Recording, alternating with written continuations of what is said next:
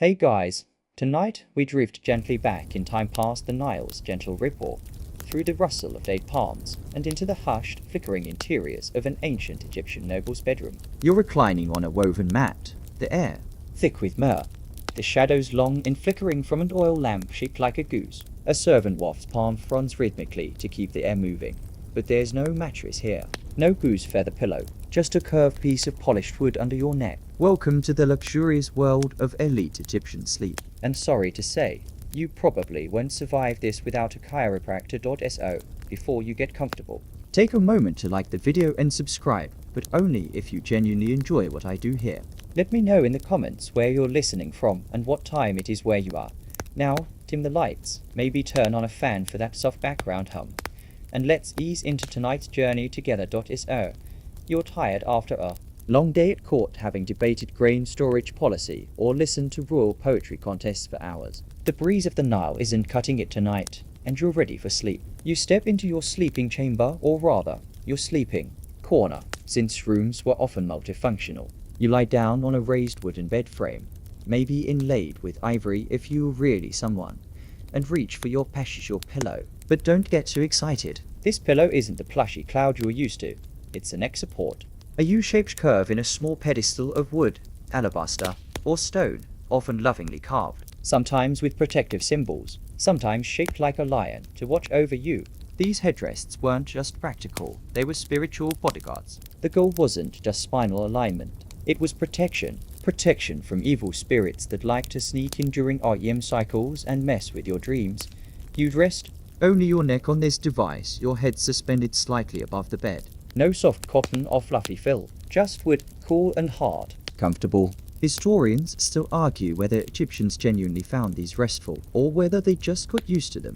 Kind of like how you convince yourself your travel pillow actually works at the airport. And of course, we have to remember ancient Egyptian beds weren't just for sleeping. They were status objects. Elaborate, gilded, even shaped like animals. One royal bed discovered in a tomb had carved cow legs and a footboard, decorated with lotus blossoms. Think more museum piece than furniture.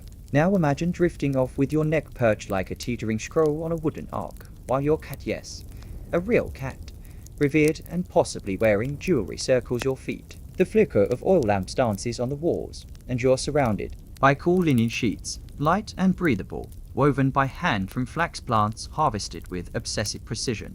Even your bed has mosquito netting draped over it, likely made from fine linen and tucked in with care. And just when you start to feel relaxed, someone knocks at the door. It's a servant with more scented oil, because smelling like a sacred flower was apparently more important than actual rest. Egyptians didn't just lie down and pass out like modern folks binging period dramas. Sleep was layered, ritualized, filled with expectations. And for the nobility, it wasn't just about comfort, it was about maintaining cosmic order. You see, your body wasn't just sleeping. It was entering the dream realm, a space where gods might visit you, ancestors might drop in with unsolicited advice, and your soul might float out for a nightly tour of the afterlife. No pressure.so. Naturally, the sleep zone had to be protected, and part of that protection was the pillow. Magical spells were sometimes inscribed onto the headrest, asking for good dreams and safety through the night. And there's this lovely idea that the headrest helped keep your soul from wandering too far, sort of like a divine ankle tether. And while you're there, trying to sleep like a noble, you also notice that the bed legs were often placed in small sources of water to keep ants from climbing up. That's right, basic pest control, Nile style. We don't give them enough credit, and the chamber, likely filled with pleasant scents, palm leaf fans, and a healthy dose of religious iconography. Images of Bes, the protective dwarf god of sleep, and childbirth would often decorate bedposts or be hung nearby. We'll get into him more soon, but for now, just know he's your guy if you want a nightmare-free nap. And if you think this setup sounds a little stiff, you wouldn't be wrong. Ancient Egyptian nobles were used to a different kind of comfort, less about squishy softness, more about spiritual symmetry and ritual alignment. You weren't just going to bed, you were aligning your body with divine forces, which, admittedly, does add a bit of gravitas to your bedtime routine. Oh, and here's a charming detail. Elite kids had their own tiny versions of headrests, because it's never too early to teach your children that sleep is a sacred duty involving neck elevation, incense, and possibly crocodile dung-based ointments. Don't worry, we'll get to that particular bedtime product a few sections from. Now, all of this makes you wonder, did they actually sleep well? Were these rituals effective? Were the wooden pillows ergonomically sound? Historians still argue whether these customs were truly restful, or whether noble Egyptians spent half the night adjusting their linen wraps and wishing they were peasants. With less ceremonial pressure. But hey, at least you didn't have to share your wooden pillow. Unless your favorite cat decided otherwise. So you were lying there, your neck delicately balanced on a headrest that could double as a doorstop, the linen sheets just barely holding up the desert warmth, when it's time for the second most important part of the nightly ritual, divine. Protection, because in ancient Egypt, bedtime wasn't just about comfort, it was about survival. Not physical survival exactly, though there were bugs and snakes and nosy relatives. No, the real concern was the spiritual kind. Sleep was considered a vulnerable state, a nightly brush with death. Your soul or bar was thought to wander free while your body snoozed, and you wanted that little bar to come back in the morning. Ideally without bringing back any unpleasant spiritual souvenirs. Enter the gods. Your chamber would have had amulets placed nearby, Maybe under the bed, maybe hanging from the walls. maybe tucked into your linens like some cozy, blessed lint. And at the heart of it all was BS, the squat, wild-haired deity who looked like he'd had one too many date wine nightcaps. He wasn't exactly elegant, but he was beloved. BS was your guy for dreams, music, and fertility, not always in that order. You'd find his image carved onto headrests, painted on bedroom walls, and even worn on jewelry. He was fierce and loud, known for scaring of evil spirits by making faces and sticking out his tongue like an ancient gargoyle crossed with a party crasher. Not exactly the image of tranquility, but in Egypt, peace often came by scaring them. Troublemakers away. You'd also likely offer a little prayer before sleeping. Just a quick word to ask for protection. Something soft whispered while smoothing a bit of perfumed oil over your skin. Sometimes people even murmured spells into tiny reed scrolls, which were then placed near their beds. Protective magic was Subtle, but ever present like a spiritual nightlight. The elite had the money and means to get fancy with it. Papyrus charms, golden amulets, custom carved idols. One noblewoman's burial included a small bronze statue of Taurit, the hippo goddess of childbirth and maternal safety, placed right by her bed. It's unclear if that was her nightly cuddle buddy or just an extra precaution. Historians still argue whether these deities were viewed as literal night guards or symbolic representations of broader cosmic forces. And don't forget the room itself, walls often painted with scenes from mythology. Stars, boats, jackals, lotus, flowers. These weren't just for decoration. They told stories. Stories that reminded you your place in the universe wasn't random, it was part of a long, sacred rhythm. One in which you needed divine help to fall asleep, and more importantly, to wake up again. There's even some evidence of miniature altars tucked into elite bedrooms, or at least in the adjacent chamber. These weren't for dramatic temple-sized Rituals. They were quiet, personal. You might light incense before bed, maybe murmur a hymn to Isis, asking for peaceful sleep and protection for your family. The room would fill with the soft smoke of kaifir, fragrant mixture of myrrh, honey, raisins, and wine. Imagine drifting after that smell, knowing your offerings were rising like mist toward the gods. And hey, what if you had a bad dream? Well, then you'd need a priest. Or at least a dream interpreter. Because dreams weren't just weird nightly movies, they were messages, warnings, Maybe even divine advice. Pharaohs reportedly kept entire teams of dream readers to help them decode what it meant if a crocodile winked at them in their sleep. And while you, as a noble, might not have an entire department on standby, you likely had someone in the household who knew how to read a dream or two. There are surviving dream manuals from the time, essentially ancient dream dictionaries. They break down symbols into meanings. If a man dreams he eats crocodile meat, it means he will gain power over his enemies. Unclear if that came with indigestion. These manuals weren't limited to kings. Wealthy nobles might have their own copies, or access to them through temple scribes.so. You see, falling asleep in ancient Egypt was like preparing for a spiritual voyage. You'd purify yourself. You'd invoke protection. You'd create a sensory atmosphere, smell, sound, sacred imagery that tethered you to the realm of the living while your soul wandered. And all this before you even tried to fall asleep. And let's not forget your bed partner. Not the spouse, though sure, they were probably there too. We're talking about your protective amulets. You might wear a scarab pendant to bed, carved with a prayer. You might sleep with a small figure of Horus nearby, eyes wide, always watching. One nobleman's burial site revealed he had 6 different protective charms tucked into his bedding. A bit excessive.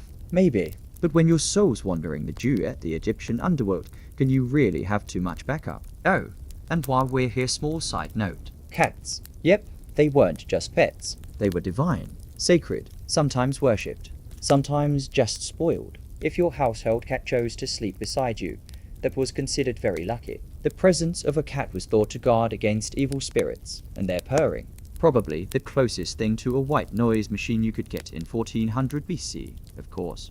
We can't say exactly how all this felt to experience. We're piecing it together from artifacts, tomb paintings, and some rather poetic instructions carved into stone.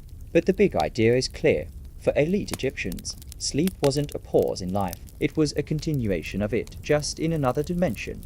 You didn't drift into unconsciousness. You stepped softly into another world, flanked by spirits, watched over by gods, and surrounded by symbols of balance and protection. Your eyes closed, but your spiritual journey was just getting started. So sleep tight, and don't let the hippo goddess bite. You're finally easing into that almost sleep-stayed neck on your trusty wooden headrest. Be ears smirking from the wall, linen sheets tucked just right, but it's still hot. Really hot. The kind of sticky, desert heat that makes you wonder whether the gods have forgotten how to turn down the thermostat. And yet, somehow, the air in your chamber stirs softly. It's not magic though, that's always an option here. It's architecture. Clever, ancient, sleep-enhancing architecture. Egyptian noble homes weren't built just to impress. They were designed with sleep in mind. In fact, much of their layout focused on staying cool, especially at night. The walls were made of mud brick, thick and insulating, keeping out the worst of the daytime heat and trapping cool air as the sun dipped below the dunes. Windows were small and high, ideal for ventilation and privacy, but not so great for spying on neighbors. And the best, bedrooms, positioned to catch the breeze drifting in from the Nile, or inner courtyards filled with shade and lotus ponds. If you were particularly fortunate, your sleeping space would be on the upper level of a villa, possibly open to the night sky. Some noble homes had rooftop sleeping areas, flat terraces where you could lie on a woven mat, listen to the rustle of palm trees, and try not to roll off the edge in your sleep. These rooftops weren't afterthoughts. They were prime real estate in the quest for a restful night. Imagine dozing under stars so bright they look painted, the occasional bark of a temple dog in the distance, and maybe the faint ring of a servant's anklet as she fans you with a palm frond. And speaking of fans, those weren't just decorative. Feather fans were essential cooling tools, wielded expertly by household staff trained in the noble art of wafting without disturbing. Some fans were huge, made from ostrich plumes and mounted on long handles. Others were handheld, gently waved, until your eyelids drooped. Being a noble in ancient Egypt meant your comfort was someone's full-time job, especially during the hottest months when the Nile flooded and the air turned muggy and thick. For extra cooling, some nobles even slept beside water. A shallow ceramic basin placed near the bed could help moisten and cool the air, especially if you soaked a linen cloth and draped it across the opening. It wasn't air conditioning, but it helped. Some scholars even speculate that strips of wet fabric might have been hung in windows to catch cross breezes, primitive evaporative cooling in action. Historians still argue whether rooftop sleeping was more common among upper classes, or if it trickled down to everyday folks as well. What's clear is that the nobility had the resources to optimize every square cubit of their home for nightly rest. Every stone, every clay brick was working to make you just a little less sweaty. And when that didn't work, well, you always had servants to bring cold drinks or wave cool compresses at your forehead like a living fan club. Even furniture helped with airflow. Beds were designed with slats instead of solid bases, allowing air to circulate beneath you. Sheets were made from the lightest possible linen, sometimes so fine they were nearly transparent. And if that wasn't enough, you might take a quick splash in a shallow pool before bed, a cool rinse to prep your body for rest up either way. Linen wasn't just light, it was sacred. Egyptians considered it pure and divine, often used in burial, wrappings, temple rituals, and yes, bedtime comfort. Your sheet wasn't just a sheet, it was a spiritual blanket of cleanliness and order. Some households even had linen designated specifically for sleeping, laundered and dried in the sun for maximum freshness. You haven't really napped until you've done it under sun-dried, priest-approved flags. And then there's the matter of moonlight. Egyptian nights could be pitch black or glowing with lunar brilliance, Bedrooms often had shutters or woven screens to filter moonlight just enough. Too much light might disturb your spiritual alignment or, more practically, make you squint at your wall god and wonder if he just blinked. You'd think all this would guarantee a perfect night's rest. But ancient Egyptians, like us, still dealt with noise. Frogs croaking from canals, distant boat horns, neighbors arguing over fish prices. Some noble compounds tried to mitigate this by constructing sleep chambers at the rear of the estate, away from the bustle of the street. Others relied on white noise of a different kind, wind rustling through reed mats, or the soft tinkling of wind chimes made from shells and copper. Oh, and if all else failed, there was always incense. Certain blends were burned not just for ritual, but to relax the mind and mask less glamorous nighttime odors. Kaifi, the luxurious sleep incense we mentioned earlier, wasn't just spiritual, it was a form of aromatherapy long before essential oil influences took over your feed.by now. You've probably pieced together that sleep. For the ancient elite wasn't simply biological. It was engineered. Your home, your furniture, your bedding, your scents, they all played a role in guiding you gently into that otherworldly space between wakefulness and death. Because again, let's not forget, every night, the sun died and so did you, symbolically. At least, with the hope that both of you would rise again come morning. It's funny, in a way. These nobles had no electricity, no memory foam, no blackout curtains or melatonin gummies. But they still managed to craft sleeping spaces that were beautiful, intentional, and oddly effective provided you were okay with a few lizards in the rafters and the occasional breeze that felt more like sandpaper than salvation. And if the breeze didn't come, if the night was still and oppressive, well, that's when you'd break out the blue lotus. But more on that in a bit. For now, roll gently onto your side, careful not to knock over your water sources, and drift deeper into the dark, cool chambers of a world long gone, but still dreaming. You stir slightly, catching the faintest trace of something in the air, not the desert dust, not the clay of the walls. No, it's richer than that. Softer, something floral and spicy all at once. That's no accident, because in ancient Egypt, smell wasn't just for style, it was part of the noble sleep strategy. Tonight, you're not just falling asleep, you're being perfumed into oblivion. The elite knew the power of scent. They didn't just use perfume to impress at temple festivals, or make court dinners more bearable. Fragrance was integral to rest, to calm, to dreams. So before bed, you, or more accurately, a very well-trained servant would anoint your skin with fragrant oils. Jasmine, frankincense, cinnamon, blue lotus, myrrh, each chosen with intent, not just for aroma, but for effect. The idea was simple. If your body was clean and sweet-smelling, the gods were more likely to look favorably on your dreams, or at least not send beetle-headed nightmare beasts your way. These weren't just dabs on the wrist. Entire bedtime routines were built around scent. After bathing, usually in water steeped with herbs or crushed lotus petals, you might sit while someone massaged scented oil into your feet, your back, your scalp. The elite even had special sleep blends designed to relax the body and soothe the mind. One popular formula combined blue lotus with sweet almond oil and a touch of cardamom, kind of like a sleepy version of ancient cologne with just a hint of worship me energy. Historians still argue whether these oils had genuine sedative effects or whether it was the sheer relaxation of the ritual itself that made them effective.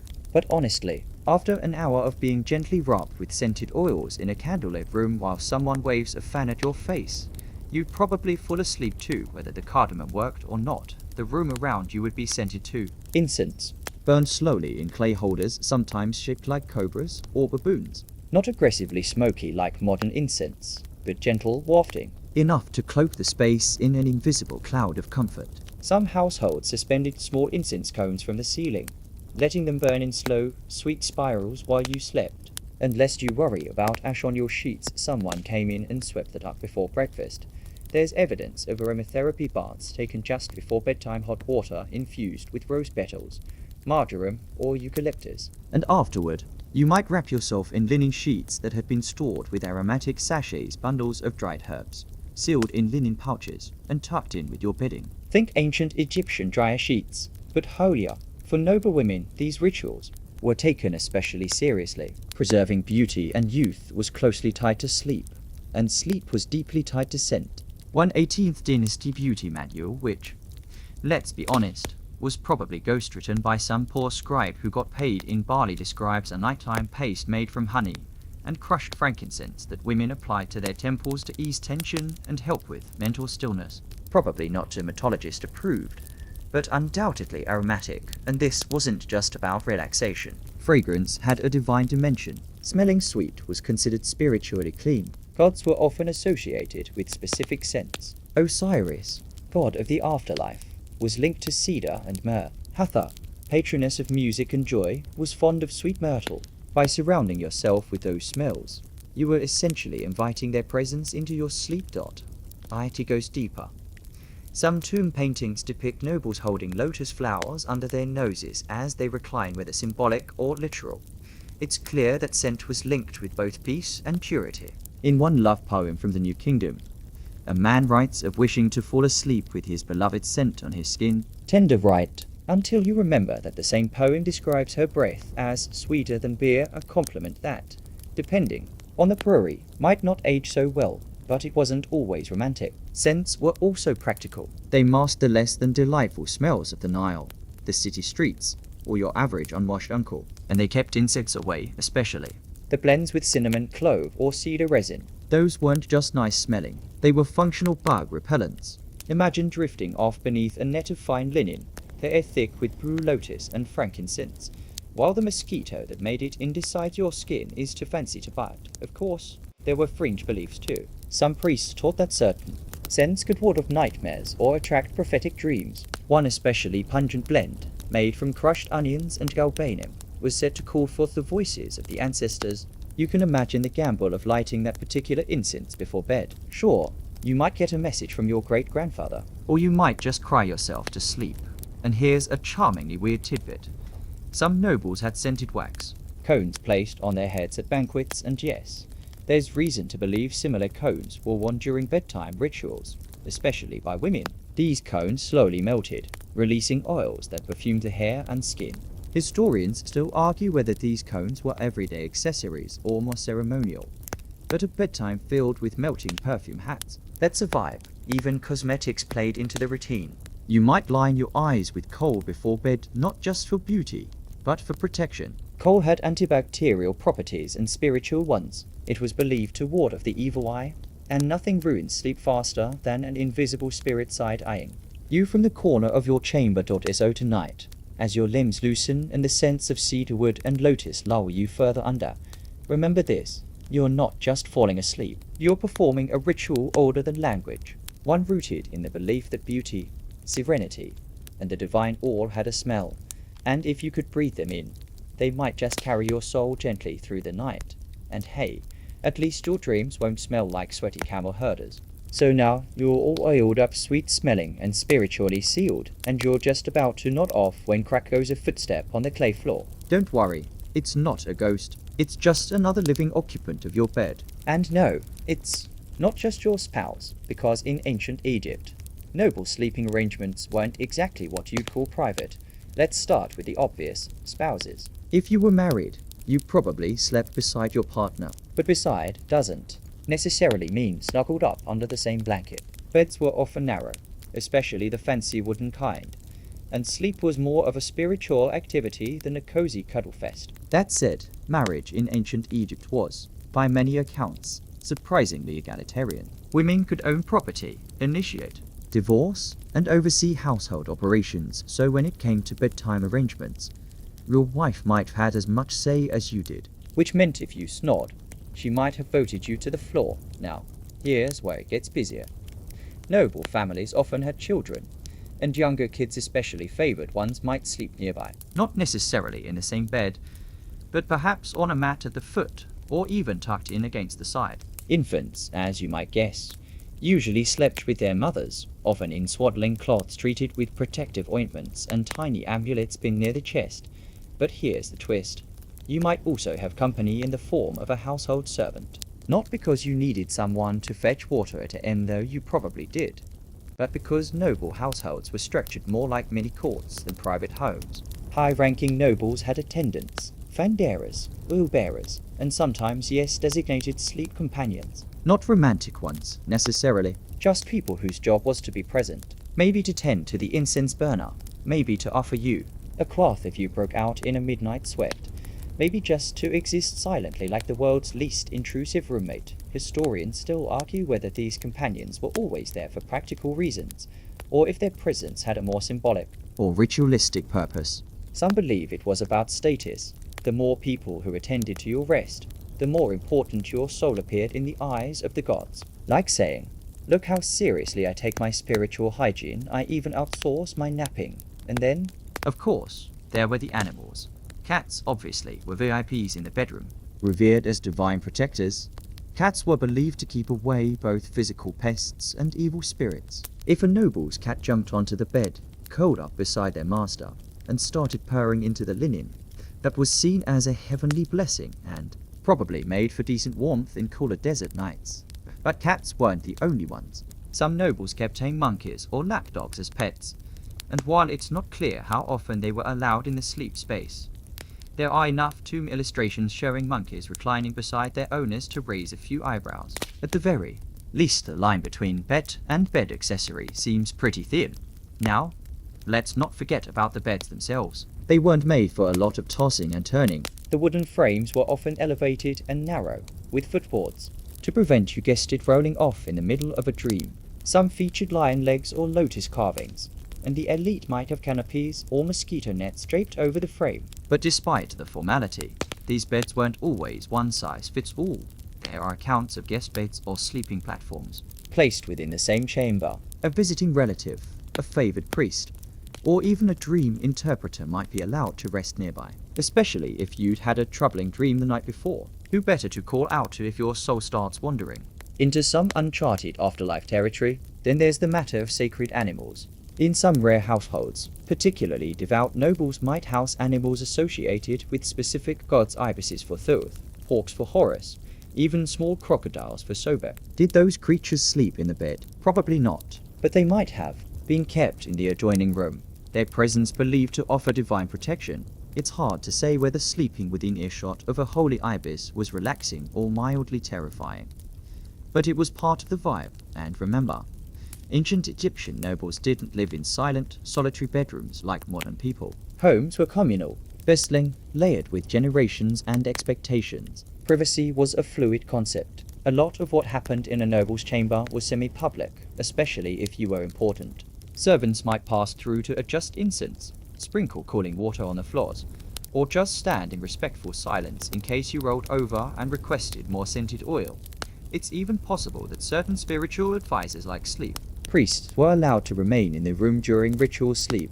These weren't just priests from the temple, they were specialists who interpreted dreams, ensured spiritual balance, and kept a watchful eye on the sleeper's soul. You'd have to really trust someone to let them hang around during your most vulnerable moments. But then again, this was a culture that built entire tombs to ensure a smooth transition between life and death. Sleep was just the nightly dress rehearsal, and yet, despite all this hustle and sacred significance, it was still sleep. Your body still ached at the end of a long day. Your eyes still got heavy. Maybe someone nearby let out a small snore, or your cat knocked over a perfume jar. The sounds of nighttime in an ancient Egyptian noble house would have included the soft slap of feet on plaster, the creak of linen against wood, the gentle rasp of breath, the occasional whisper of a prayer.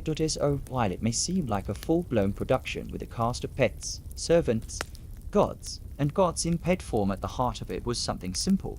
The human need to rest, to lie back, to dream, and to wake up if the gods willed it. Just be careful where you stretch your leg. That isn't a pillow, it's a monkey. Again. You are finally asleep now, curled under linen, cat purring at your feet, a bit of blue lotus oil lingering on your temples, and just as your dream self is about to embark on a spiritual journey through a lotus-filled marsh, something buzzes past your ear, then again, then lands on your face. You swat. You miss. Welcome to the eternal enemy of noble sleep in ancient Egypt, the mosquito. But fear not, because if you're an elite sleeper in the 18th dynasty, you're prepared. Not just with netting, but with spells, amulets, and a little practical magic.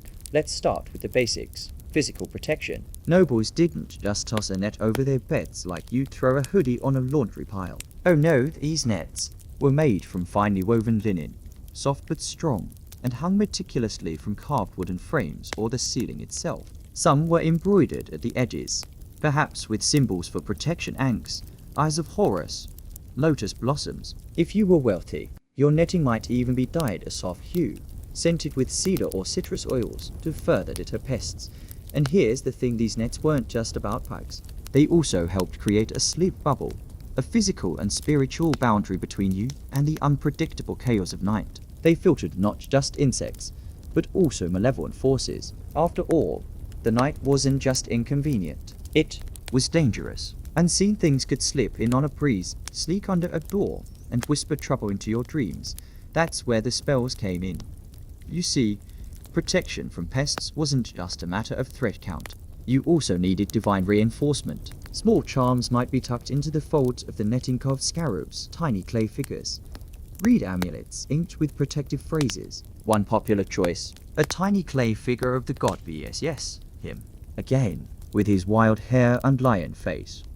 Sometimes shown holding knives. Not because he was violent, but because that's how seriously he took bedtime safety.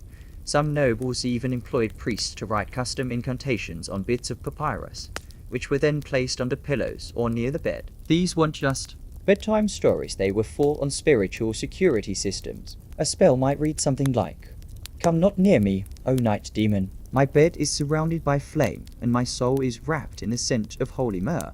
Which, honestly, sounds metal but was meant to be soothing. Historians still argue whether these spells were genuinely believed to repel insects, or whether the insects were symbolic of greater threats, spiritual parasites, but omens, restless, ancestral spirits. But regardless, the line between pest control and spiritual hygiene was, well, very thin. Now, if you're a particularly high-ranking noble, you might take things a step further. Maybe you've installed your bed in a specially sealed room, plastered tightly to prevent even the smallest gap. Or you've trained your servants in the art of smudging burning specific herbs or resins to smoke out the bugs before bedtime. Some prefer juniper or myrtle. Others liked a mixture of crushed date pits and dried lotus petals. There are even records of ointments made from wild herbs and animal fats, rubbed into the skin not just for moisture, but to keep the creepy crawlers away.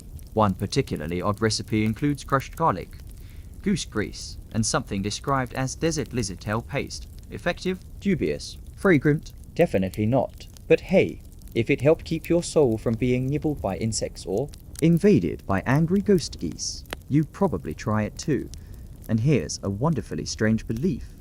Some thought certain colors or patterns could deter night creatures, both the physical and invisible kinds. Beds might be painted with blue and green stripes, or include tiny eye-shaped motifs designed to watch on your behalf while you slept. Because nothing says peaceful dreams like lying under a net full of eyeballs. Cozy. You might also whisper a protective phrase as you pulled your netting closed. Something simple, passed down from grandmother to grandchild. Sleep like Osiris, watched by the sky. It wasn't written on any stone tablet, but it lived in the hush of nightly routine, a sort of ancient good night. Don't let the bedbugs bite, except with more divine resurrection. And speaking of Osiris, Egyptians believed that death and sleep were closely linked. The same protective rituals you used in your bedroom echoed those used in tombs. In fact, some nobles were buried with their mosquito nets, linen tearfully folded, blessed, and packed into tomb chambers alongside perfumes, bedding, and you guessed it, more tiny clay besses. This overlap between sleep and death wasn't seen as morbid. It was natural. Sleep was a practice run. Each night, your soul wandered into the realm of the dead. Each morning, it returned. So of course, you wanted to keep the path safe. No mosquitoes allowed. Even children were part of this nightly ritual. If you were the child of a noble, your cradle or mat might be placed within the family's protective ring, your own little net, your own miniature spell. And if you cried at night, it might be a sign that a dream spirit had come to close. That's when a parent or servant might burn a little extra myrrh or murmur a quick spell into your hair, just to be sure. And while much of this seems otherworldly, some details feel oddly modern. The scented sheets, the sleepy chants, the desire to keep the room dark, cool, and undisturbed. The use of herbs and oils that science now tells us really do repel insects. They didn't have citronella candles, but they had cedar oil and clever design. They didn't have melatonin, but they had ritual and rhythm. So you're tucked in now. Beneath your linen net, the smell of coffee still lingering. In the corners of the room, somewhere nearby, a servant snoozes upright, holding a fan that's long since drooped. Your soul stretches just slightly, starting to lift, starting to drift, and as you breathe in the safe, spice-laced air, you know no matter what tries to slip in tonight, you're protected. Even the bugs know better. So, you've nestled under your netting, spirits warded off, or lamps dimmed low. Maybe your dreams are beginning to stir, soft and slow like the Nile at dusk. But where exactly are you sleeping tonight? Well, not in a modern sense of a bedroom. See, in ancient Egypt, the lines between sleeping quarters and spiritual spaces were Blurry, especially for the upper crust. your private chamber, It isn't just a place for napping, it's a sort of gateway, a rehearsal room for death. which, as you'll discover, the ancient Egyptians took with breathtaking seriousness. Let's step back a little. You've probably heard about tombs, And burial chambers, of course. ornate coffins, murals of the afterlife, pyramids if you really fancy. But here's something less often talked about. Many nobles designed their actual bedrooms to echo the layout of their future tombs. Yes, your. Nightly nap happened in a space subtly shaped by death. But don't panic, This wasn't gloomy. quite the opposite. Death wasn't viewed as an ending, but a return, a nightly journey for the soul, or bar, that wandered freely after dark, stretching its wings across the stars. And just like you'd prepare for a long voyage with good shoes and a snack, sleep Demanded preparation too. That's where the fusion of sleeping chambers and burial design begins. Take the bed itself. Higher platformed, sturdy, often carved to mimic the gentle curve of a boat.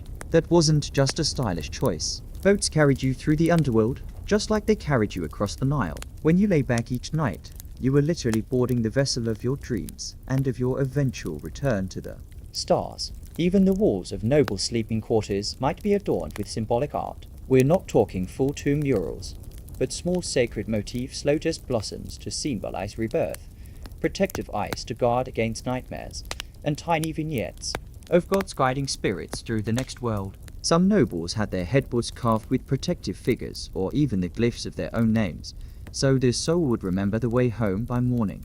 And then there's the scent again, remember all those resins and herbs. Well, many of the same blends used for embalming were also used in bedroom incense, not because nobles were morbid, but because they believed that the right aromas calmed the body and prepared the soul for its nightly voyage. Imagine falling asleep With a whiff of frankincense and cinnamon, knowing the same combination will one day guide your soul through eternity. comforting. In its own spooky way, historians still argue whether this overlap between bedroom and tomb was conscious design, or a result of cultural seepage over time. Was the noble intentionally training for death each night, or just unconsciously? Mimicking sacred architecture in their pursuit of luxury. It's likely a bit of both. After all, who wouldn't want their resting space to feel timeless, protected, and let's face it, decorated like you're always about to be buried with honors? Now, here's where things get even more layered. In some elite households, Nobles kept parts of their tomb already built before they died. Seriously. you might have a chamber prepared on your estate just outside the main home that served as both a meditative space and future burial room. By day, you might go there to read scrolls or host quiet spiritual gatherings. By night, you guessed it, Some slept there on purpose, believing the closer they rested to their eternal home, the more aligned their spirit became. And don't picture a cold crypt with cobwebs. These prep tombs could be downright cozy, alabaster floors, painted stars on the ceilings, sweet-smelling resin burners, and long benches for reclining and dreaming. There are even accounts of servants gently dusting these spaces each morning, As if refreshing a guest room because, in a way, you were hosting your future self. This habit wasn't limited to pharaohs or priests. Wealthy bureaucrats, scribes, and even doctors participated in this blending of sleep and legacy. One papyrus describes a noblewoman who slept nightly near a small shrine to Hathor, the goddess of joy and motherhood, believing it helped her spirit Stay nourished for the journey ahead. Another record mentions a general who had a tiny sarcophagus carved to house his dreams. During life, essentially a symbolic nap casket. Comforting, right? Then there's the matter of dreams themselves. Egyptians didn't just treat dreams like random night movies. No, dreams were messages, communications from gods, ancestors, or even one's own conscience. Which means the space in which you dreamed had to be worthy. If your chamber was too cluttered, too noisy, or not sufficiently purified, you might miss the divine memo, and nobody wanted to show up to Judgment Day without having read the notes. It also explains why sleep, for nobles, was often preceded by ritual cleansing. A quick bath. Anointing with sacred oils. Perhaps a few whispered prayers or recitations of protective hymns. You weren't just prepping for bed. You were tuning your body like a divine receiver, hoping to catch whispers from beyond the veil. Of course, none of this stopped the practical concerns. You still had to deal with snoring spouses, creaky servants, and the occasional gecko falling from the ceiling. But even these small irritations were absorbed into the grand narrative. Everything in your bedroom, even the pesky gecko, was part of your preparation for eternity. Including naps, because yes, daytime rest was common too, especially during The hottest hours. these naps, often taken in shaded courtyards or rooftop chambers, were also steeped in quiet ritual. Even brief rests were believed to reset your spirit, cleanse dream residue, or allow tiny slivers of divine insight to creep In, you never knew when Thoth or Isis might drop a mid-nap message, and sometimes dreams were too vivid to ignore. If you had a particularly strange or potent vision, you might call on a local dream scribe, a kind of spiritual interpreter, to decode its meaning. These individuals were well versed in the Book of Dreams, a sort of ancient guidebook to sleep. visions. Dream of falling from a tower. It might mean good fortune. Dream of being bitten by a crocodile. Better check your taxes. These interpretations were serious business. Some nobles adjusted their household decisions, travel plans, even marriages based on what they saw in their sleep. One merchant is said to have cancelled a lucrative grain deal after dreaming of a cracked bread loaf, believing it foretold famine. Tonight, as you lie there in the darkness, listening to the hush of papyrus leaves rustling in the breeze, remember, you're not just resting. You're navigating the sacred in between. Your bed is a boat. Your netting a shroud. Your chamber a rehearsal space for something beyond. And yet, despite the incense, the rituals, the deathly metaphors, it's still just sleep. Still warm, still needed, still full of dreams, both weird and wonderful. And if your soul wanders too far tonight, don't worry. BS will make sure it finds its way back by morning. So now you're resting in a bed shaped like a boat, in a chamber that doubles as your future tomb. Your soul already flitting about the stars. But what's that sound drifting in through the carved door frame? No, it's not a servant rustling. Linen, and it's definitely not another gecko crash landing from the ceiling beams. It's music, gentle, rhythmic, oddly hypnotic. And it's all for you. You see, in elite households of ancient Egypt, going to bed wasn't always a silent, solitary affair, especially for nobles with a taste for the finer things. Nighttime was a slow descent into sensory indulgence, and sound played a surprisingly central role. If you were rich, respected, and just a little bit whimsical, odds are you didn't drift off to sleep alone. You were lulled by the hum of live music, or even a murmured poem or two. Imagine it. The day's final bath is done. Your skin is warm with scented oils. Your head is resting on a curved ivory headrest, and in the soft glow of a flickering oil lamp, a young harpist plucks out a slow, deliberate melody. Maybe it's a love song.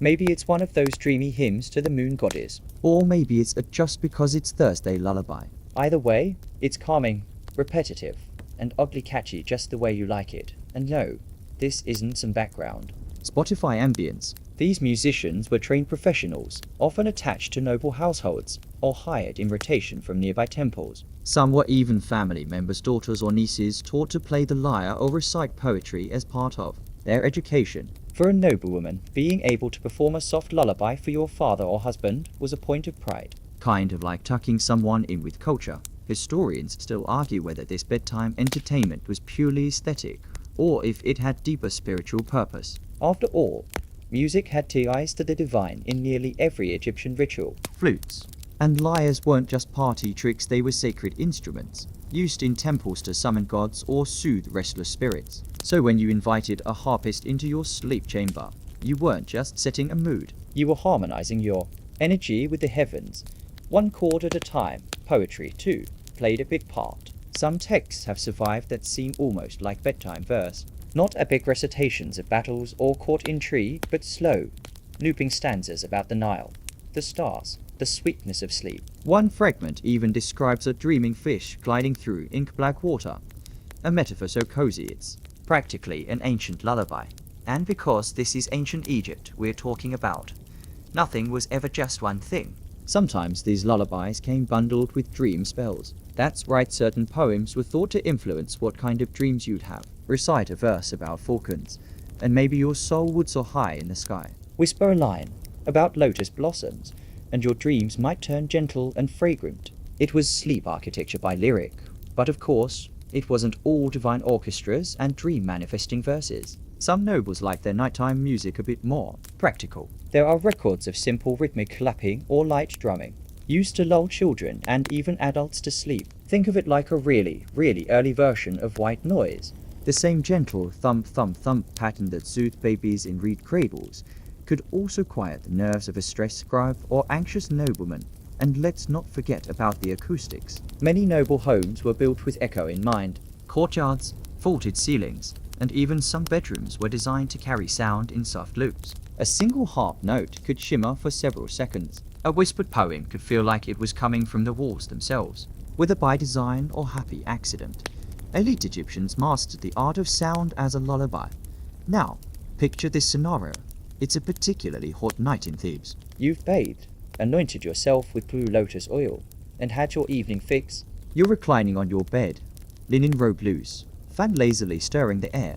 Outside your chamber, just past the lattice windows, two young musicians sit cross-legged with a small harp and a flute. They begin a slow melody as your eyelids droop. A servant, trained in soft recitation, murmurs a few lines about the journey. Of eye across the sky, painting your mind with golden images of celestial boats and endless night skies. You probably won't hear the end of the verse. That's the point. One fringe text even suggests that dreams were more cooperative when music was playing. The soul, it was believed, responded to harmony. It could glide more smoothly into the night if the body remained nestled in calm vibrations. It's a poetic thought. Music not just as decoration, but as a spirit guiding GPS. Interestingly, there's also some evidence that these lullabies weren't always tailored for the individual.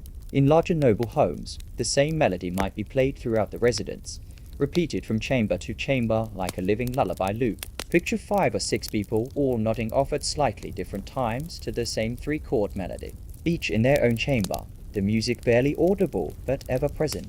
It's basically an ancient surround sound system powered by sandals and practice. And the instruments? Oh, they were beautiful. Small harps with gold-painted frames, flute-like pipes made from reeds and ivory, even something resembling a lute. Its strings stretched with care by skilled artisans. These weren't just tools, they were bedtime relics, passed down through families or commissioned from the finest craftsmen. You didn't just own a harp, you cradled an heirloom of slumber. Of course, some nights you might forgo the music entirely. Maybe you'd had a long feast, maybe a priest advised silence for better dreams. Or maybe you just weren't in the mood for a harp solo. But even then, sound remained. Crickets, wind, the soft rustle of palm fronds, the low creak of distant ox carts. Ancient Egypt had its own ambient playlist, nature's own version of sleep sounds, and when all else failed, some nobles turned to the gentle rustling of papyrus scrolls being read aloud. Not for study, not even for entertainment. Just read softly and slowly, for the rhythm of it. Like a verbal rocking chair.so tonight, as you settle deeper into your imaginary Egyptian bed. Know this, sleep here isn't just a physical act. It's a performance, a private concert for your drifting soul. Every harp note, every whispered verse, every rhythmic breath is part of the ritual. It's not about falling asleep, it's about being led there. You've drifted off to sleep under a canopy of stars and harp strings, your dreams perfumed with lotus and stanzas. But suppose your dreams weren't just yours. Suppose someone else was watching. No, not in a creepy binoculars from the bushes way. We're talking official business. Because if you were truly high-ranking royalty, say your dreams weren't merely personal nighttime nonsense. They were messages, symbols, divine memos. Which is why you, noble dreamer, might just have your very own sleep priest. Yes, it's a thing. In the Egyptian elite world, dreams had weight. They weren't seen as idle brain static, but as sacred portals to hidden truths. Pharaohs especially didn't dare interpret dreams aloud. Those visions needed decoding, preferably by someone with years of ritual training and a head full of celestial charts. Enter the dream interpreter, or more formally, the priest of sleep. These weren't your garden variety temple attendants either. These folks were specialists, often tied to the cult of Serapis or Thoth deities associated with dreams, wisdom, and esoteric knowledge. Their job, to help decode the cryptic bedtime messages sent by gods, ancestors, or occasionally just too much goose stew. Imagine it. You wake up, mid-morning, bleary-eyed, with the memory of a blue crocodile juggling pomegranates under a sycamore tree. What do you do? You don't roll over and mutter, "Well, that was weird." No, you summon your sleep priest. He enters your chamber with a scroll in one hand and a reed pen in the other. Perhaps he's already dreamed something himself. Priests Sometimes slept beside or near their patrons to catch parallel visions. He listens intently as you recount the dream. Then he consults one of the oldest forms of bedside literature, a dream manual. And yes, these manuals were real. Ancient Egyptian dream books date back to around 1275 BC and list hundreds of dream symbols, each with suggested meanings. Dreaming of drinking warm beer? Possibly good. Seeing yourself walking backward? Maybe not great. Being chased by a hippopotamus in a ball gown. Okay, not that specific. But you get the gist. Now, scholars still debate how seriously these books were taken. Some say they were more like sleep-time entertainment, a spiritual libs. Others believe they were part of a deeply structured system of metaphysical analysis, a sort of ancient psychoanalysis with incense and ankle-length linen. But for nobles, dreams were anything but trivial. Entire political decisions were delayed or accelerated based on their content. Pharaohs reportedly ordered temples built based on visions. One famous tale tells of Thutmose IV, who, while napping near the Great Sphinx, dreamed the Sphinx promised him kingship if he cleared away the surrounding sand. He did and later became pharaoh. Coincidence? Ask the sleep priest. Interestingly, these priests didn't just interpret dreams, they helped induce them. They oversaw sleep rituals called incubation, when nobles or supplicants would spend the night in a temple chamber hoping to receive divine insight. Picture this, lying on a mat in a darkened shrine, oil lamp flickering, the air thick with musk smoke, praying for a god to visit your dreams. Honestly, a little spooky, but very on brand for the ancient world. These sessions weren't limited to pharaohs. Nobles sometimes performed a homespun version of dream incubation right in their estates. The family shrine would be cleaned, offerings made, and the sleeper would lie in silence, hoping for a dream that solved some ongoing dilemma. Should I expand my papyrus plantation? Is that neighbor really poisoning my figs? Is my cat possessed by the spirit of a jealous potter? You know, the usual. And just like today's dream analysis, not everything had clear answers. Priests often responded with ambiguity. The crocodile could mean rebirth, or danger, or indigestion. You get something along the lines of, "The gods walk with you, but beware the eastern wind." Thanks, Thutmose. Very specific, but their vagueness wasn't necessarily laziness, it was a kind of protective wisdom. By keeping interpretations open-ended, priests gave nobles room to act with plausible deniability. If a dream led to disaster, well, it wasn't misread, it was misunderstood. Handy. Now, if you're wondering whether this practice was a touch performative, you're not wrong. Like everything in the elite Egyptian world, dream rituals were equal parts faith, theater, and bureaucracy. A sleep priest might spend hours preparing, fasting, bathing, chanting, donning ritual linen. By the time he sat beside your bed, he looked less like a man and more like a sleep-themed statue come to life. And they didn't just whisper translations, they often created protective spells to accompany the dreamer into the following night. You might receive a clay amulet etched with symbols, or a small scroll to place beneath your pillow. Think of it like a divine dream insurance policy.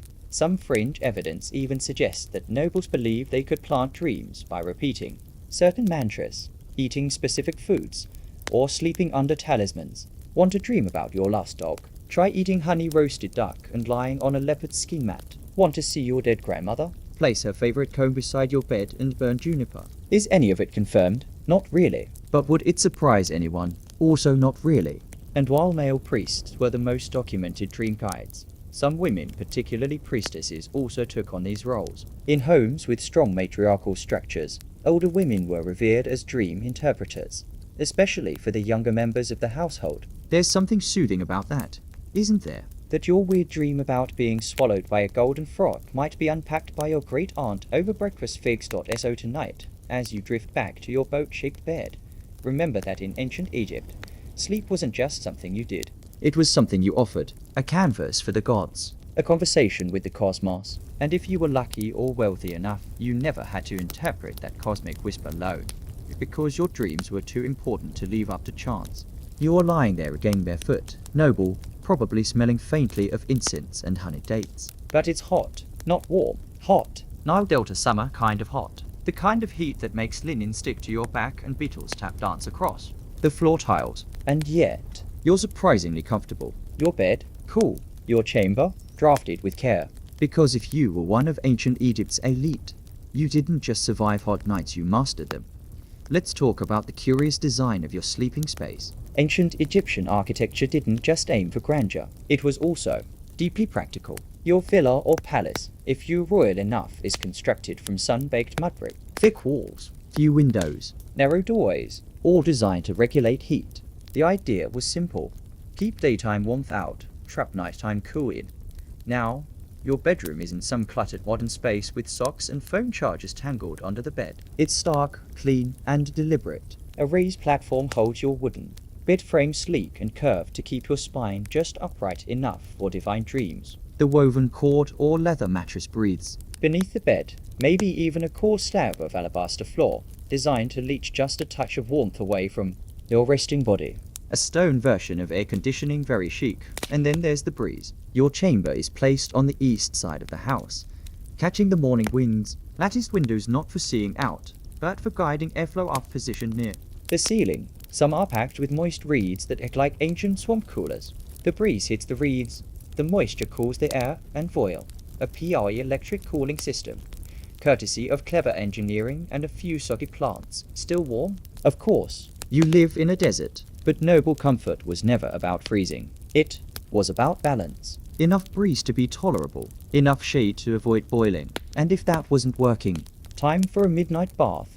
Yes, you read that right. Nighttime bathing was a surprisingly common luxury among the elite. Imagine stepping out into a quiet, moonlit courtyard, slipping into a shallow limestone pool. The water's been cooling all evening under the open sky. You wade in, The shock of chill hitting your sun-soaked skin. not too long, just enough to drop your body temperature, rinse the day's dust, and reset for the next stretch of sleep. Some high-status nobles even had servants spritz cool water onto their bodies while they slept.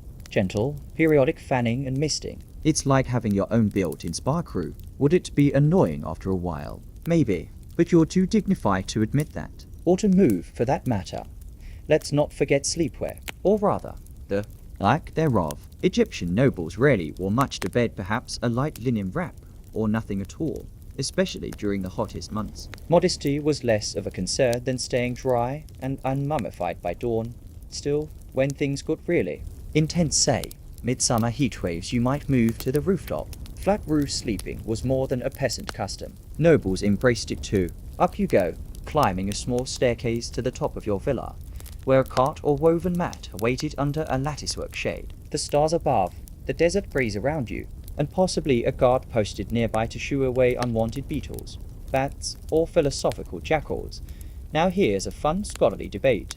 Did they sleep all night through, or did they nap in phases? Some researchers suggest that the Egyptian elite, like other ancient cultures, may have practiced segmented sleep, One block after sundown, a period of wakefulness. then a second sleep after midnight. The middle chunk was used for reflection.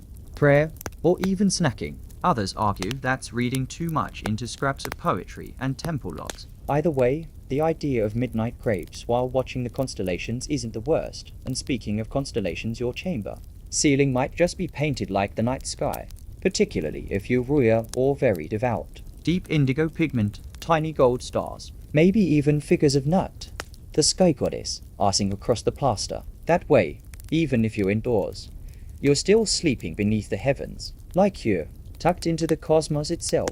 It's worth mentioning that not everyone in your house sleeps like you. Servants bunk together in tightly packed rooms. Their bedding simpler, and they get the short end of the airflow.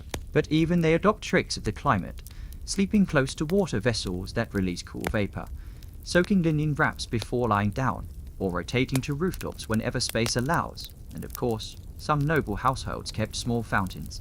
Running overnight in the courtyard, less for hygiene, more for the soothing sound. A kind of ambient playlist, ancient style. Gurgling water, palm leaves rustling, maybe a donkey braying in the distance. Okay, that's relaxing, but very on brand. You, noble sleeper, may also receive a bedtime application of scented oil. Not just for fragrance, though smelling like frankincense and cinnamon is never a bad thing, but also to cool the skin as it evaporates. Your servant massages it across your shoulders, your feet, your temples. It's both practical and ceremonial. In this climate, even skincare doubles as thermal management. And what if all of that still doesn't do the trick? What if the night Remains sticky and sleep evades you, then you whisper for the lotus wine. a tiny clay cup, steeped with blue lotus and fermented fruit, passed gently into your hand? You sip. Not enough to make you drunk, just enough to cloud the edges of wakefulness. A gentle slide into dreaming. Your limbs go heavy. Your eyes drift, and soon you're back in that strange realm between waking and afterlife, where the air is cool. The bed is steady, and even the gods seem to sigh in relief. You're still not sleeping. Even after the rooftop naps, the cooling oils, the breeze-enhanced architecture, and that lovely little sip of lotus wine. Well, welcome to the exclusive and slightly restless club of ancient Egyptian nobles who, despite having the best of everything, occasionally found themselves wide-eyed at midnight. Insomnia, as it turns out, is older than pyramids, and nobles had their own quirky toolbox to tackle it. Let's begin with the obvious. Herbal remedies. You, the sleepless noble, might call for a concoction brewed from the seeds of the blue lotus, not just for mild euphoria, but also for its dream-inducing qualities. Some historians suggest that the plant, rich in alkaloids, acted as a gentle sedative. Whether or not it truly worked is still up for debate, but the placebo effect, Plus a warm drink. pretty potent combination when it's AM and your pet baboon won't stop pacing. Then there's the poultice method. Picture this. A servant walks in holding a linen wrap filled with mashed dates, poppy seed extract, and something labeled mysteriously as lizard fat. You don't ask where they got the lizard. You simply let them apply the mixture to the soles of your feet, because according to ancient healing scrolls, that's where restless spirits sometimes gather. The scrolls don't say what to do if the lizard comes back for it. You could also turn to incantations. Ancient Egyptian medical papyri are filled with spells, specifically for sleeplessness. Some of them call on gods like Thoth, the divine scribe, asking him to write dreams upon the soul. Others are directed at night demons more annoying Than evil, urging them to go nibble on a crocodile instead. Charming mental image, isn't it? One particularly popular charm involves placing a tiny wax figure under your pillow. This figure might be shaped like a frog, a cat, or even a miniature sarcophagus. The idea, the spirit of sleep would be drawn into the figure and kept nearby, like a sleepy houseguest who just needs a place to crash. And yes, that little wax friend was often blessed with spells and dabbed with oils, because sleep magic, like all noble rituals, had to smell good. There's also the idea of dream purification. If you've been having a rough few nights, maybe nightmares, maybe just persistent tossing and turning, you might pay a visit to a temple healer during the day. Not to cure your insomnia exactly, but to cleanse your dream space. They might prescribe a fast, a chant, or even a temporary move to a dream chamber within the temple walls. These rooms were dark, cool, lined with incense burners, and Designed specifically to realign your spirit with Myrrh, the force of cosmic balance. Basically, a very fancy nap room with spiritual Wi-Fi. Let's not forget dietary tweaks. on sleepless nights, servants might offer you a spoon of honey stirred into warm goat's milk. Or perhaps a paste made from ground almonds and barley. Foods believed to weigh down the heart and coax the soul into stillness. It's like warm milk and cookies, but with fewer ovens and slightly more goat. One of the oddest prescriptions, Sleeping with a stone. yes, a stone. Not just any rock, but One carved from serpentine or quartz, inscribed with a hieroglyphic phrase like, "Bring stillness to my car." You tuck it beneath your headrest or press it to your chest. Scholars still argue whether this was symbolic, spiritual, or just an elaborate form of weighted blanket therapy. either way, nobles swore by it. Then there were the more experimental. Options usually tried by those wealthy enough to indulge eccentric habits. One nobleman, referenced on a 19th dynasty tablet, allegedly commissioned a mechanical device powered by falling water that released droplets every hour on the hour. Into a bronze basin.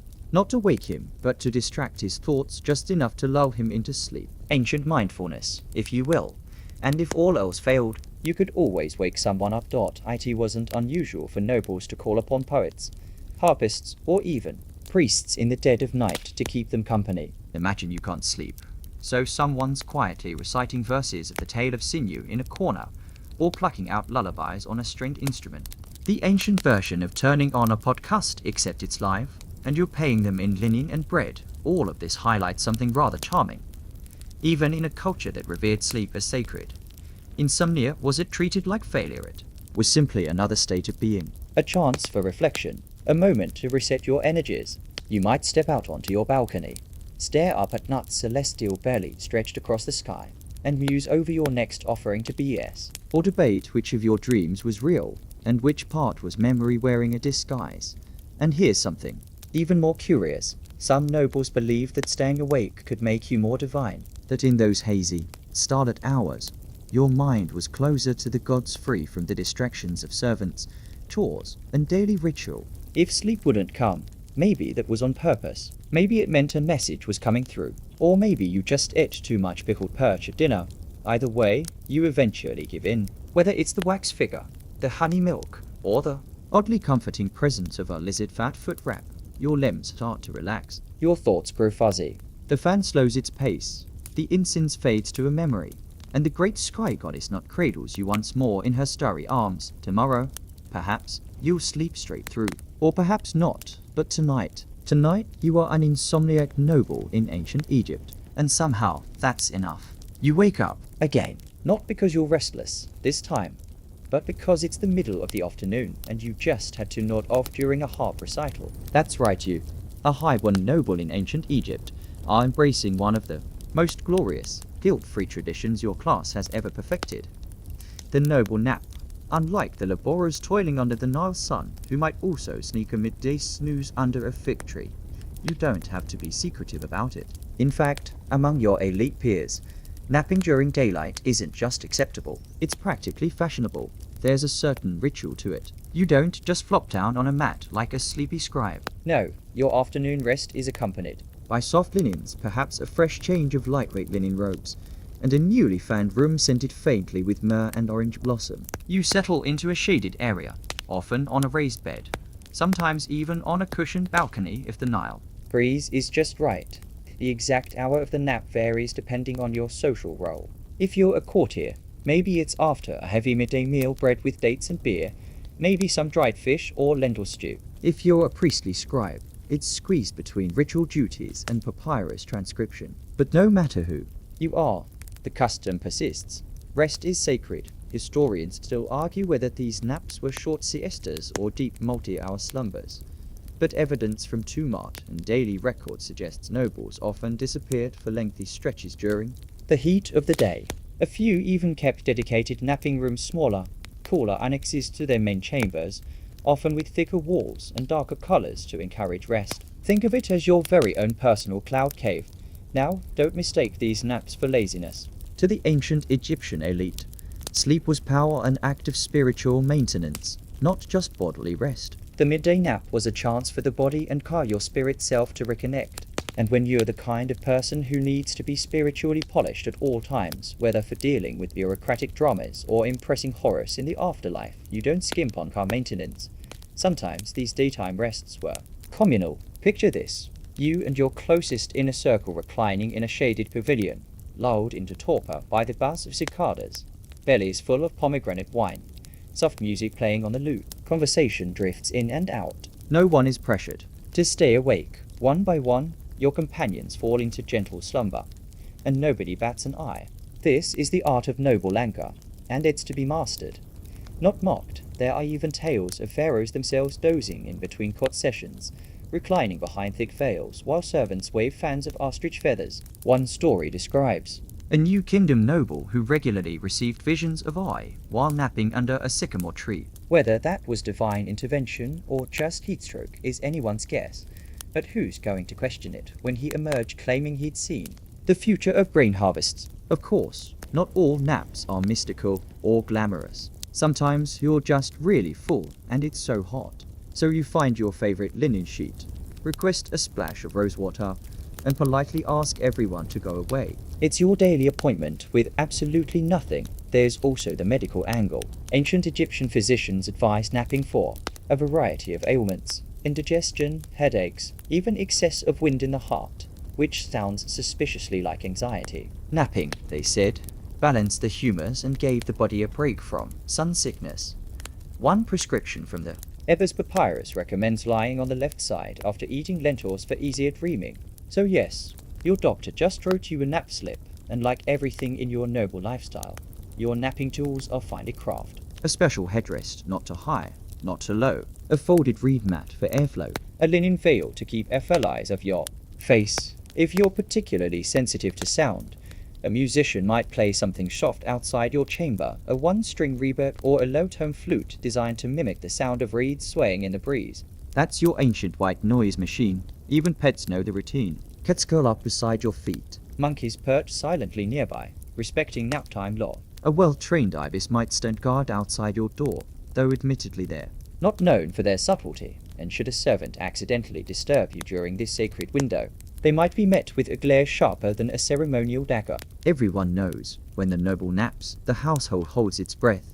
There's a deeper layer too. Remember how Egyptian nobles viewed the line between sleep and death as thin and often sacred. Napping was like a practice round for eternity, a way to visit the dream realm briefly, then return. Some tomb paintings show nobles reclining peacefully, flanked by symbols of protection ankhs, eyes of Horus, the looping form of the goddess Isis. These were not merely representations of final rest, but idealized naps. Because in the afterlife, you weren't supposed to toil. You were supposed to rest, eat, dream, and drift out as o today, when you close your eyes at midday, and let your thoughts melt into the air like incense. You're not just giving into drowsiness. You're performing a sacred rite. You are declaring to the world and the gods that your rest is not laziness, but a sign of wisdom, wealth, and well-balanced car.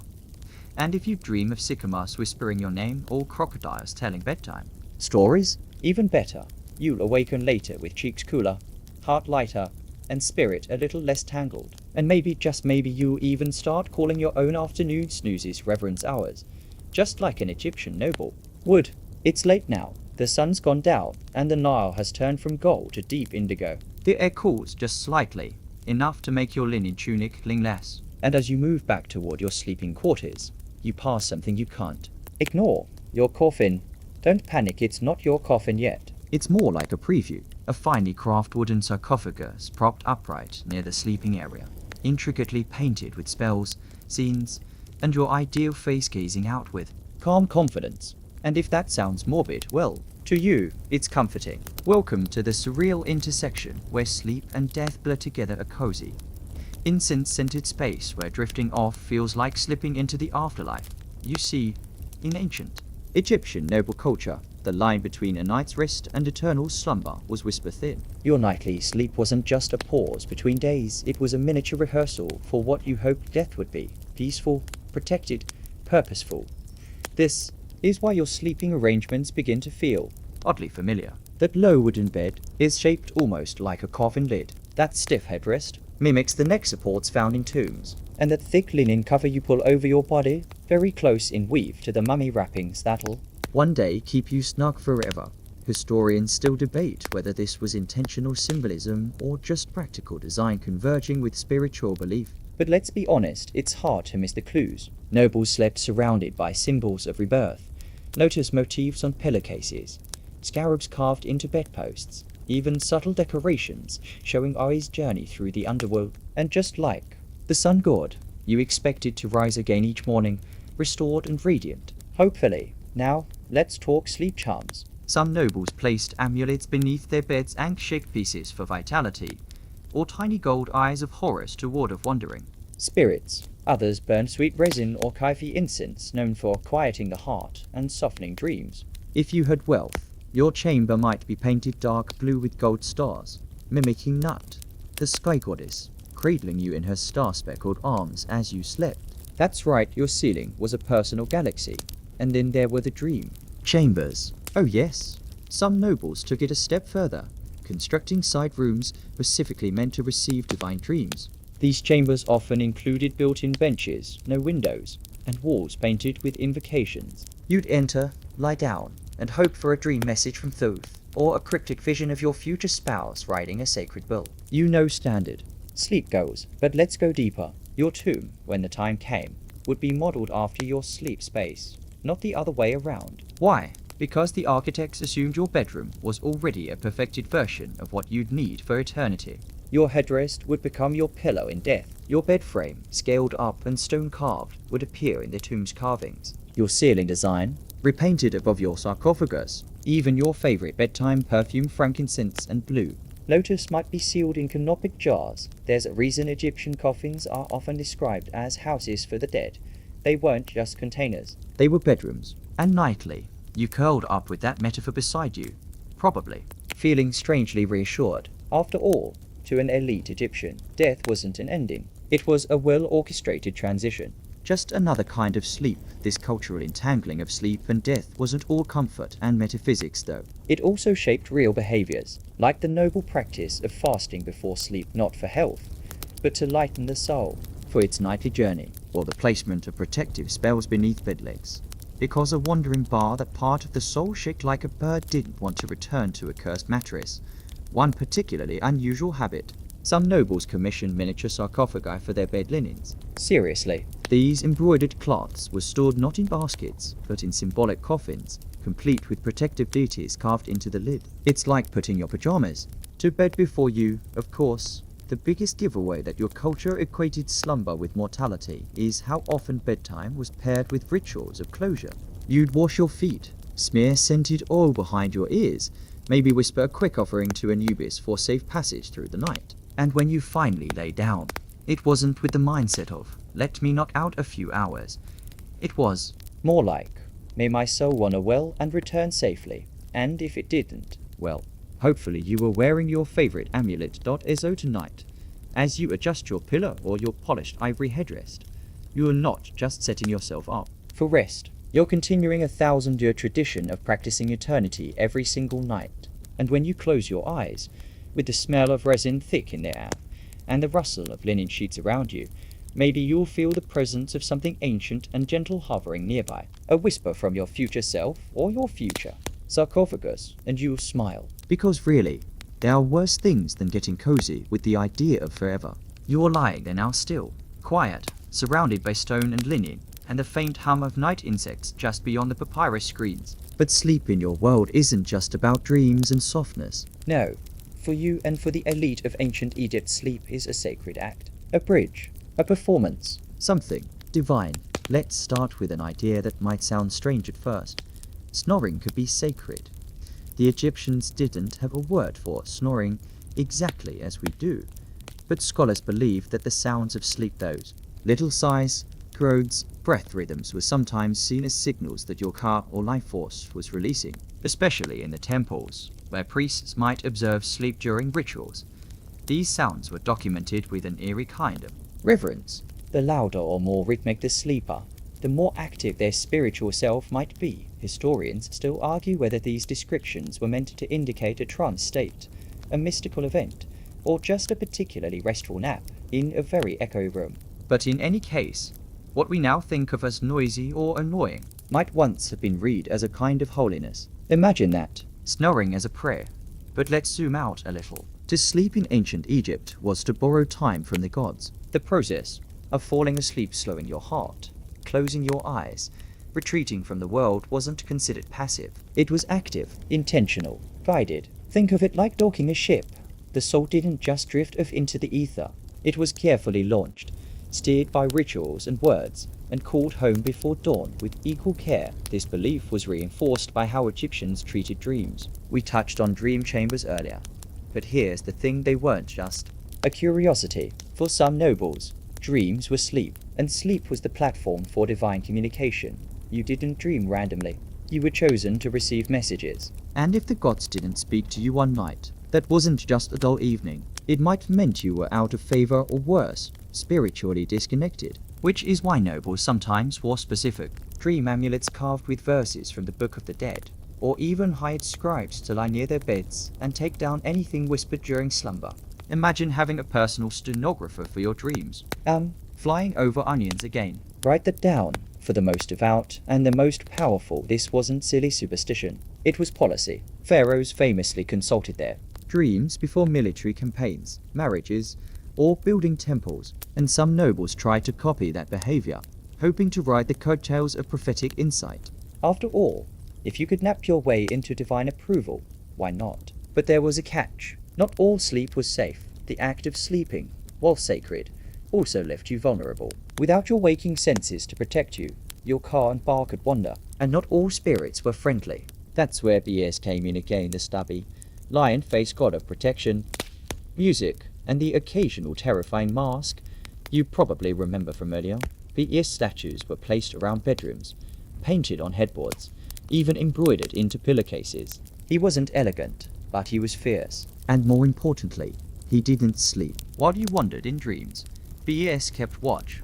Another guardian often called upon. Torit the hippo lion got his hybrid of childbirth and household safety. She Wasn't just for birthing chambers. Nobles believed she could guard the sleeper's physical body while the soul was of chatting with Osiris. You'd think that with all this talk of sleep and spirits and sacred snoozing, nobles would try to get as much sleep as humanly possible. But oddly, some sources suggest the opposite. A few elite Egyptians practiced ritual sleep deprivation, especially before festivals or temple fasts. The idea was that a tired soul would loosen its grip faster, making trance states and dreams easier to achieve. So, you might spend the night before a big religious event not sleeping deeply, but flickering in and out of consciousness under the stars, waiting for a sign or vision. And speaking of stars, let's take one last look up. Imagine your ceiling isn't plaster or reeds, but painted deep blue and spangled with tiny gold points. This was common in the tombs, yes, but also in elite homes. Some bedrooms were decorated to resemble the celestial sky goddess Nut, her long body arched over you as you slept, limbs touching the corners of the world. In this context, sleep becomes more than rest. It becomes an offering, a return to the sky, a nightly reenactment of creation. Everything about the noble Egyptian view of sleep reinforces this idea that sleep is not escape but engagement, not forgetting the world, but connecting to it in a deeper, more symbolic way. So the next time you sigh and stretch and roll over into your pillow, maybe take a moment to picture the sacred snorers of Saqqara and Thebes, the silk-robed nobleman whispering prayers into his bolster, the wealthy matron stroking her cap while her servant oils her feet and lights a dream lantern, the teenage son peeking under his bed for scorpion spirits before crawling under a linen shawl stitched with gold thread, each of them settling down, not just to sleep, but to connect. To leave their bodies and return, to make meaning from darkness, to practice every night for the longest sleep of all. You're sinking now, drifting deeper into the fabric of ancient linen sheets and papyrus breezes. But before you let go entirely, we'll follow one last thread through these noble Egyptian nights, the most haunting and enduring of all. The idea that every sleep was a rehearsal for eternity, death, in your world, isn't feared the way it often is today. It's expected, prepared for, even, in a way, anticipated. And for the wealthy and noble, this preparation bleeds into everything, even the way you sleep. Remember that blue-ceilinged room with stars painted across its surface. It wasn't just decoration. That was your reminder, every night, that not the sky goddess had swallowed the sun, and that soon she'd give birth to it again in the morning. And just like that daily cycle, you too would die and rise. Every nap, every slumber. A miniature afterlife. No pressure. That's why noble beds were often made to resemble coffins, or at least resemble what your coffin would one day be. Rectangular.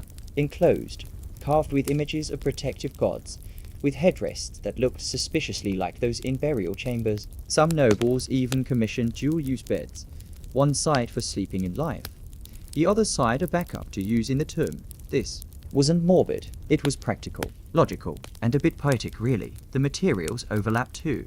Your luxurious linens, woven by the same artisans who made mummy wrappings. Your scented oils, also used for embalming. Your incense burner at bedtime, nearly identical to the one placed beside the dead to guide their spirits through the duat. Or underworld, even your sleeping position mimicked the dead. You lie on your side, hands placed over your chest, legs together, a posture that mirrored the images carved into tomb walls. A silent promise to the gods. I know what's coming. I'm already practicing. And those dreams we spoke of, they weren't just idle imaginings. They were training grounds, portals, clues. Some nobles kept dream manuals, collections of symbols and interpretations, handed down like family. Recipes. If you dreamed of falling into water, it meant rebirth. If you dreamed of lions, danger. If you dreamed of speaking with your grandmother, perhaps she was trying to tell you where she'd hidden her favorite jewelry, or what not to forget on your own final journey. Of course, historians still argue whether these manuals were genuinely believed or just elite bedtime entertainment ancient. Egypt's version of reading horoscopes over breakfast. But the fact remains, for these nobles, every night was a soft rehearsal for their eternal roles. This rehearsal didn't end with their own sleep. No, nobles also orchestrated the sleep of others, especially in death. Tomb builders, sculptors, And embalmers were carefully directed to replicate the serene, restful world of elite bedrooms in the tomb. pillows were carved of alabaster, sheets replaced with finely layered bandages, walls painted with garden scenes, star maps, and sleeping companions even in feline form. There are tombs where noble couples are shown lying side by side, holding hands, under a tree heavy with figs, not just together in life, but forever dreaming, in the same pose, as if they'd simply nodded off mid-conversation, and here's something that might catch you off guard. Some nobles were even buried with sleep instructions, scrolls placed near the head of the body, guiding the soul on how to rest well on the other side. Face east. Remember the scent of lotus. Do not fear the dark. These were lullabies for the afterlife. It's such a curious idea, isn't it? That a society might put so much care into sleep, only to turn it into the centerpiece of their beliefs about death.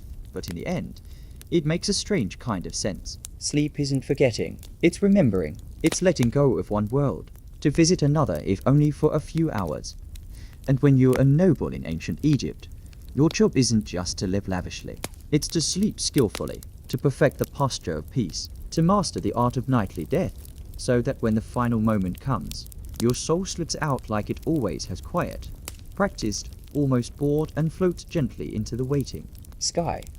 You can feel it now, can't you? The air growing cooler, the hush of the reed fields, the low flicker of the final oil lamp, struggling but stubborn, the linen sheets tugging gently at your arms, the gods leaning in not to wake you, but to watch over you. Tonight, your dreams will wander as they did 3,000 years ago. Tonight, you sleep as the ancients slept, guarded, perfumed. Revered goddess, let the stars drift overhead. Let the scent of blue lotus carry you. Let the sky goddess nut wrap you in her arms, and let yourself fall, slowly and safely, into that deep, sacred quiet. You're breathing softer now, slow. Your limbs feel a little heavier, your mind a little quieter. That steady pull of sleep is like the Nile at its calmest, wide, slow-moving, predictable in its rhythm. There's nothing left to explore tonight. The nobles have dimmed their lanterns. The linen has been tucked just so. The incense has faded to a whisper of scent on the air. You're surrounded by stillness, by layers of time, by the softness of distance between now and then, and maybe you can still hear the faint sounds of their world papyrus rustling in a breeze. The distant call of an ibis, a servant's careful footsteps on a tiled floor, but all of it is far away now. Nothing asks for your attention. Nothing demands your presence. Your breathing matches the rhythm of ancient lullabies. In and out. Slow and slower. You are safe. You are weightless. You are practiced in the art of rest. Let the darkness fold over you like a linen shroud, not to hide you, but to cradle you. Let your mind loosen its grip, just for a while. The stars will still be here in the morning. The gods are watching over you. But quietly now, from the shadows, sleep, noble one. Sleep like you've practiced your whole life for it. Sleep like the ancients did.